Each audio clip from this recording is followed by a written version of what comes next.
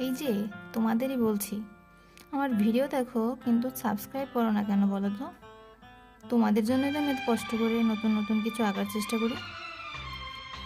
এখন তোমরাই যদি আমাকে উৎসাহ না দাও তাহলে আমি কিভাবে আঁকাবো বলো?